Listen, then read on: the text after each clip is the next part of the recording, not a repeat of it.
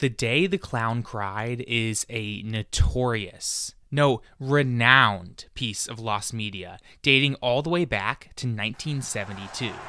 In the lost media world, this might as well be ancient. And after over 50 years of rights issues and estates fighting to keep it under wraps, The Day the Clown Cried is set to release June 2024, making it the 2024 film that I am anticipating more than any other. Now, normally, lost media isn't released because it's, well, lost. But not The Day the Clown Cried. No, we know exactly where this Jerry Lewis comedy is being kept. It's in there. And where it's been this entire time, with Lewis's estate. The reason that nobody has watched this famous film from a famous filmmaker is not because it is obscure. It's because it is obscene. The Day the Clown Cried is a film directed by and starring the late comedian Jerry Lewis. Known mostly for his partnership with entertainer Dean Martin.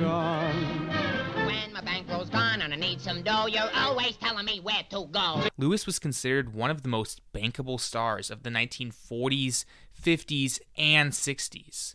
More importantly, though, he was funny.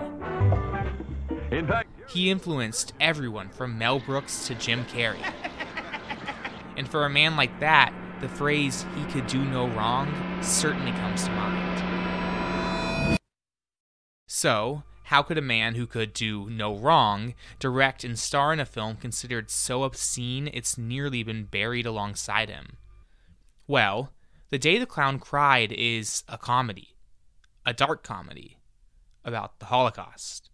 For the last 50 years, people have been saying it's too soon or too poor taste to make a comedy about the Holocaust. When people talk about the Holocaust, Nobody, do you know what I mean? The people who already After all, there are still hundreds of Holocaust survivors that are still alive today. Jerry Lewis said screw all of that and made his comedy when there were millions. So yes, it may have been too soon, but maybe The Day the Clown Cried should never have made it past the idea stage. The film follows Lewis as Helmut Dork, minus 1 point for racism against the Germans already. A washed-up circus clown past his prime and down on his luck. While drowning his sorrows at a local bar, he drunkenly mocks the recently elected Adolf Hitler, a crime that gets him imprisoned in a Nazi camp. Luckily for Dork, the camp is filled with millions of imprisoned children, who are more than happy to laugh at Dork as he performs his show-stopping tricks. This seems fine, right? Maybe a little poor taste, maybe too soon, but he's showing the power humor can have at alleviating difficult moments, right? Wrong. Dork is so good at making these children laugh that the Nazis pull him aside, striking a deal with him. His case will be reviewed and his status as prisoner revoked if he can help the commandments lead Jewish children to their deaths in gas chambers. The film supposedly ends with Jerry Lewis doing just that, holding the hands of the children in their final moments and cursing the unfairness of war. That's The Day the Clown Cried, in its most uncomfortable essence. The film made it much further than just the idea stage. It was filmed, cast, shot, edited, and very nearly released in 1972. The Day the Clown Cried will be hopefully we'll finish cutting it the next 6 or 7 weeks. And we've been invited to the Cannes Film Festival, so I think we will open it then in May. Then it'll be released in America. Before, there were severe rights issues. You see, while Lewis was wrapped up in turning this script into a reality, he had neglected one very important part: paying the screenwriter. Joan O'Brien, the woman responsible for Helmut Dork and his misadventures, was only paid $5,000 when she was promised $55,000. This is worthless. Because of this, she revoked her blessing and refused Lewis permission to release the film. Lewis responded by stealing a negative of the film and holding it at his estate, where it stayed until his death. Beyond the rights issues, it was also seen as bad by nearly everyone who watched it, meaning that while it spent a few years dealing with rights issues, Lewis had all the time in the world to realize, maybe this isn't the best story I could have told. So, at a certain point, it wasn't just that Lewis couldn't release the film. He no longer wanted to. In the decades since, Lewis has gone on record on numerous occasions saying that we will never see it. But I slipped up. I didn't quite get it.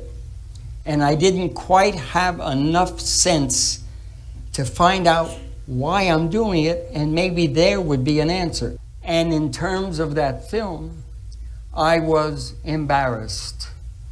I was ashamed of the work, and I was grateful that I had the power to contain it all and never let anybody see it.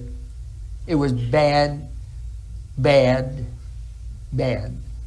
But bad, bad, bad, embarrassing, poor, ashamed, and obscene all ultimately flow into the same ocean: curiosity. Film fans and historians alike asked for The Day the Clown Cried for 40 years.